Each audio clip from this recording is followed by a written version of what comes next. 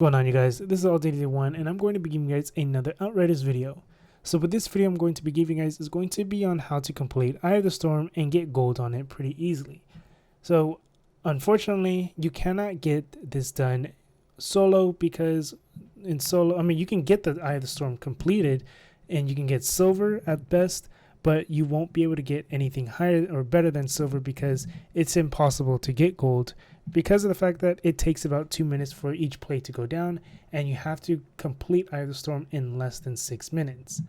So with this strat, you're going to be taking 2 plates and then you're going to take 1. This is not the 3-plate strat. The 3-plate strat is a speedrun strategy. You don't need to do that to get gold. All you need to do is take 2 plates then 1, because that'll put you under 6 minutes. Now, if you do want to do a speed run and you want, meaning you want to race the time, you want to try to get as fast as you can get the mission done as much as possible, you need to do the 3-plate strat. But with this, you're going to do 2 plates and then 1. So the thing is with this method as well is you're going to be running 2 specific classes. You're going to have a Pyromancer and a Technomancer. The Pyromancer obviously giving you buff debuffs, and then the Technomancer because it's a mid to long range DPS. You can do this with other classes though, which is nice, but I would prefer running a Technomancer and a Pyromancer, and then the third, if you do run 3 people, have the third person be whatever it is that they want to be. So if you're planning on doing carry runs, or if you want to help other players out with getting their Eye of the Storm done, make sure you have 1 Pyromancer and 1 Technomancer. I am going to be explaining how the strategies and everything works on what we end up doing, and just to make the clears a lot easier and a really smooth. And yeah, so let's go ahead and get into it. So for the duo setup, the most ideal and probably the easiest setup is to have 1 Technomancer and 1 Pyromancer. Running 2 Technos sounds like it would be good, but really it's not that great, because the Pyromancer gives a much bigger boost or buff for both you and the Technomancer, as well as debuffing the enemy. Now, for the Technomancer, I would recommend having them go in the middle plate and then the Pyromancer on the left plate.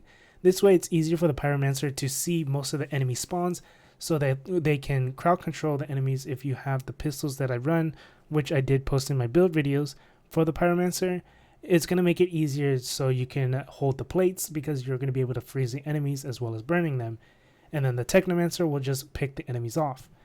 So the most important thing when you're doing duos and trios, if you're just trying to go for those easy goals, is try to leave the Strix alive. So the flying rats or the birds, whatever you want to call them, I call them flying rats, you want to leave them alive.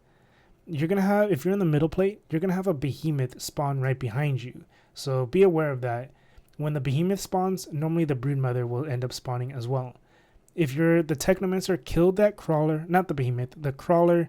You want to kill the crawler behind you and then focus on the broodmother. You're going to have another crawler on the far right, but that one is something you don't really have to worry too much about.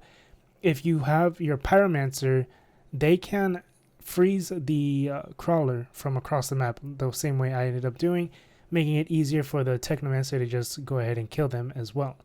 So as you can see, most of the Strixes are focused all on his side, because his turret is over there, and one of the Strixes ended up dying close to me, but I ended up freezing all of them that spawn on the far side anyways. So this just makes it a lot easier, a lot more simple to just keep the plates from having enemies come in, and it's pretty much a breeze from there on out. And anytime enemies spawn, or if a Strix ends up dying, just let your team member know. If you're the Techno, let your Pyro know that a Strix ended up dying, so that they're ready and aware of the spawn, because the spawns are going to pretty much be close by both of you. For example, the middle plate, the spawn for the middle plate is going to be right next to the left plate. So once you finish the, once you finish the plates on both middle and left, you can both enter the far right side, or just one of you. I would recommend the Technomancer be the one to stay in the plate, and then have the Pyromancer come out to debuff or crowd control all the enemies outside. So as you can see, I ended up freezing and ashing and burning all the enemies out here, You can have the Technomancer come out to just kill them as well if you wanted them to, and have the Pyromancer just stay in the middle, but it really doesn't matter too much. But now when the Behemoth spawns out, what I ended up doing is I just let it charge at me, and then I ended up freezing it as soon as it got to the middle, making it so that way my friend or my partner, the Technomancer, can kill the Behemoth really quick, pretty much in a few bursts.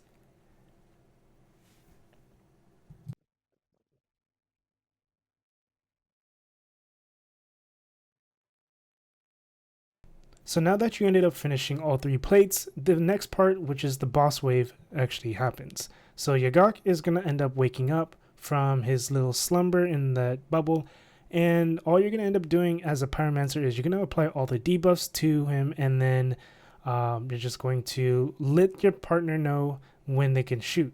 So normally what I do is after I hit 2 thermal bombs and hit the Ash Blast, right before I do the heat wave, I tell them to start shooting, because there's a gap where they won't be able to do much damage because of the fact that they won't have the full damage procced, and then Yagak will also spawn all those enemies and the orbs.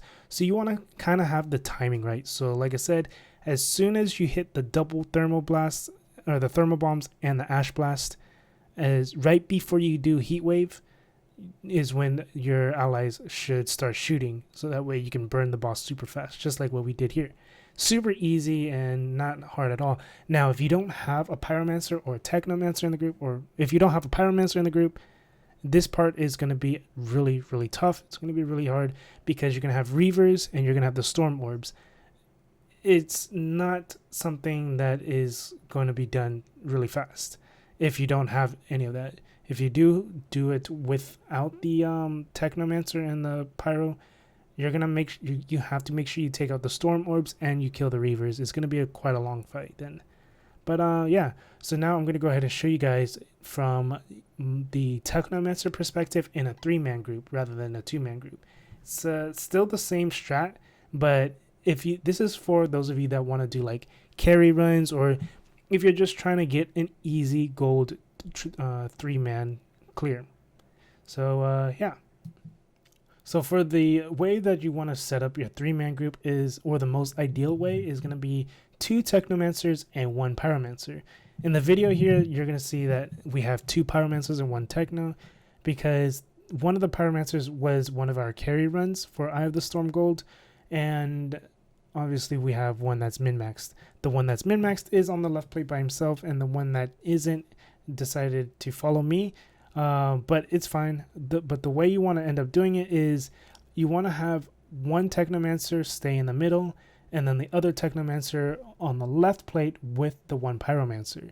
This way it makes it easy to clear everything around you guys, because if you try to have 3 people go to each plate, it is going to be pretty hectic, and honestly it's not really worth doing unless you're going for speed runs, if you're going for time, or just really, really quick farming.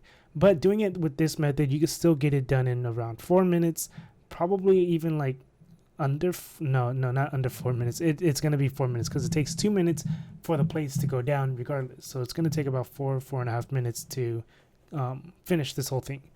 But yeah, you want to have 1 Technomancer go to the left plate, 1 Technomancer in the middle plate, and then the Pyromancer on the left plate.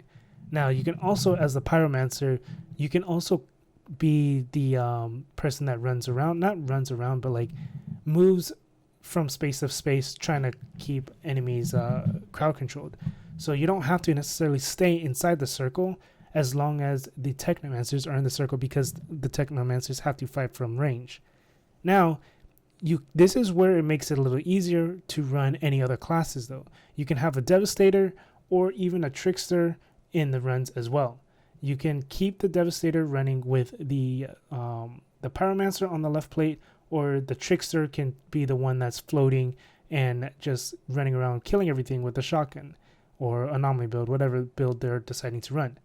But yeah, I mean, it's pretty simple. It's pretty much the same thing, same concept as the duo strat. You're going to be holding 2 circles and then taking the 1 circle after one of the circles are done. And then but you know, now you just have 1 extra person that can run around and kill stuff or hold a circle while the other person, like the the Pyromancer is going around crowd controlling everything.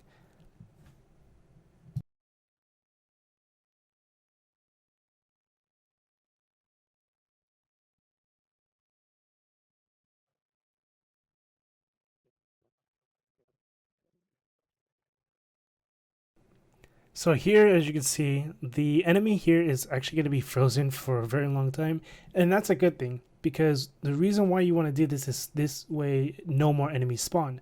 So what we normally do is, since there's no more Strixes that you can't keep up to keep them alive, you're going to keep one alpha. And the reason why you want to have the alpha is because alphas generally have a low resistance compared to any of the other enemies, so they will stay frozen and ashed a lot longer, as well as having a high amount of health, so if they do take burn damage or something, they won't end up dying. Now, as you'll end up seeing from my point of view, when I start actually shooting, as soon as I noticed that he used his second thermal bomb is when I ended up started shooting, but he also told me when to shoot. But yeah, that's pretty much it for this video. Hopefully this helped you guys out. I know it's not like super like organized or anything like that, but I did have people asking me what's the best strat or what's the best method of how to get gold in Eye of the Storm, because that's what a lot of people want to get, is just get the gold in Eye of the Storm, so that way they can finish their all their stuff for accolades and whatnot. But yeah, hopefully this helped you guys out. If it did, leave a like, comment, subscribe. If you have any questions or concerns, let me know down in the comment section as well.